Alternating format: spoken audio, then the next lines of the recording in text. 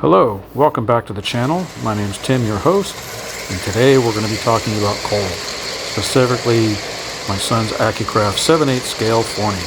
So let's get into it.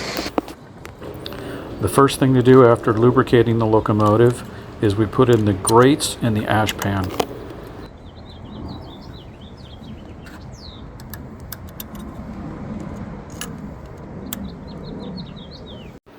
The first things we need is a suction fan. You need some charcoal soaked in kerosene, and obviously you still need distilled water. Obviously there's no gas in this one because we don't do butane. As we go down the side of the engine, you see the bypass valve, and then you get into the water tank. There's no gas tank, but you do see the pipe for the return line. Into the cab, it's pretty much the same as the butane fired one. Now it's time to fuel up. The first thing we do is add charcoal soaked in kerosene into the firebox, and you want to fill it up to about the fire door bottom.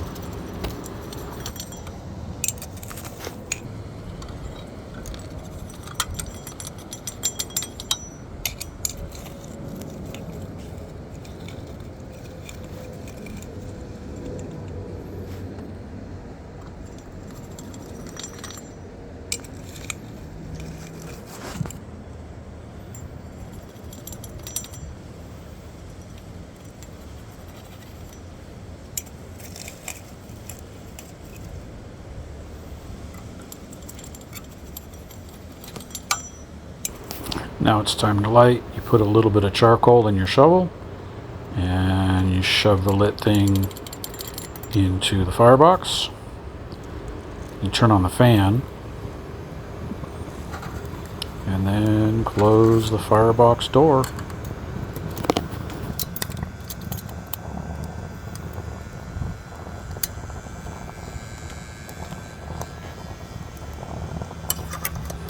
As our charcoal is burning, we take a look at the coal. This is Welsh coal.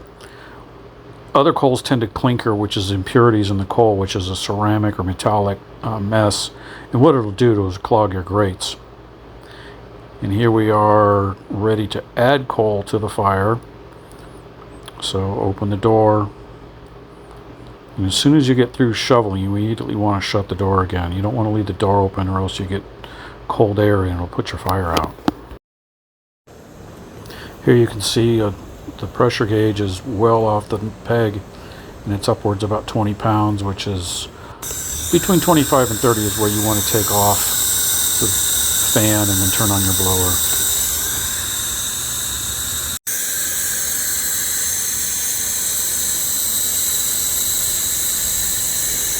Here we are at the fun time when it's finally time to open the valve and make the locomotive go. This engine's equipped with cylinder drain cocks, which are really nice to get rid of some of the condensate that's in the lines. One thing that happens is the steam goes into the cylinders when they're cold. It turns back to water and it'll tend to jam up. The cylinder cocks help that drain out, and you can see the big puddle forming underneath the locomotive. But then it takes off, you can see a little bit of steam plume, and off we go. After you open the throttle and the engine's running, you can close the cylinder cocks, as the action of the cylinders will create the draft that the blower is doing, so you're just wasting steam if you leave the blower on. Here you see the bypass valve underneath the cab. While the engine's running, there's an axle pump on this locomotive. Most coal engines have an axle pump, and what the bypass valve will do is if you close the bypass, you will put water into the boiler.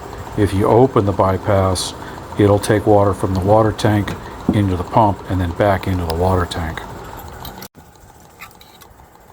As with any coal-fired engine, you have to every now and then stoke the fire, so about every 5 minutes or so, put a couple of shovelfuls in and keep the fire going.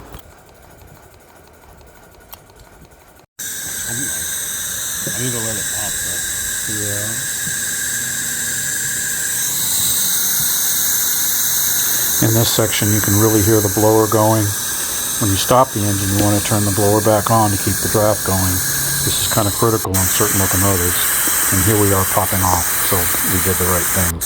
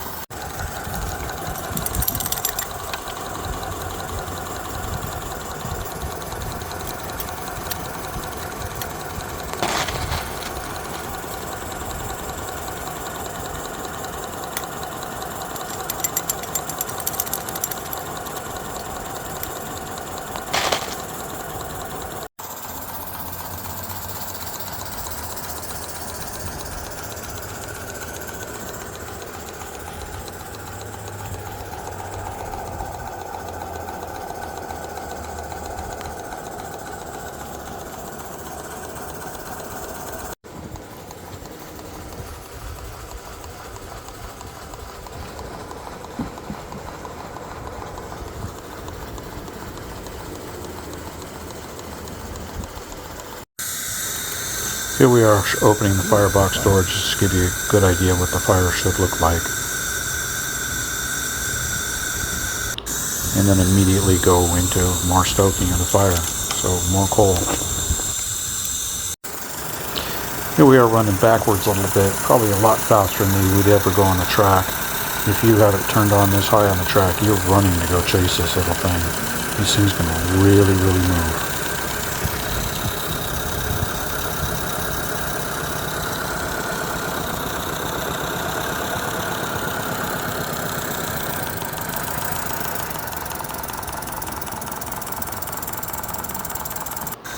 This is where my son handed over control of the engine to me, so I ran it for a while.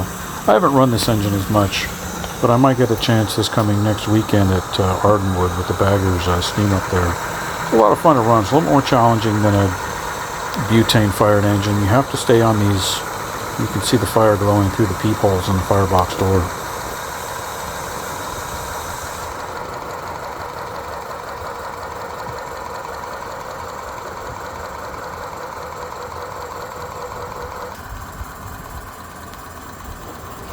Here you see me trying to fight with the bypass valve a little bit. Finally, I just stuck my fingers on it and just closed it. It was getting a little low.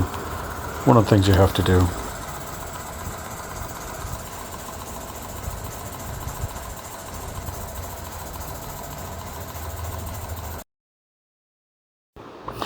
Yep, more stoking.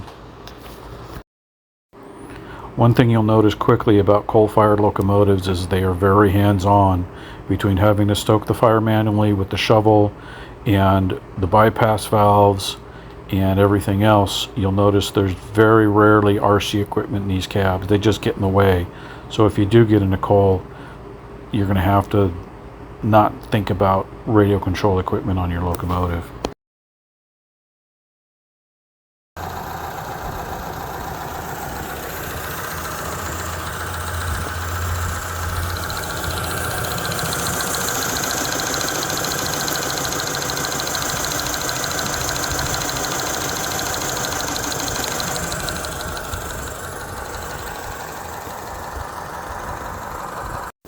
At the end of the run, it's time to clean it up. So you pull your ash pan and your grates. Here we're cleaning out the firebox. Here's your ash pan and grates and pins. The pins hold it to the locomotive along with a roller. Looking in the smoke box, you can see it's been cleaned out a little bit. That's generally not that dirty. Thanks for watching. Please like and subscribe. We'll see you in the next one. Bye.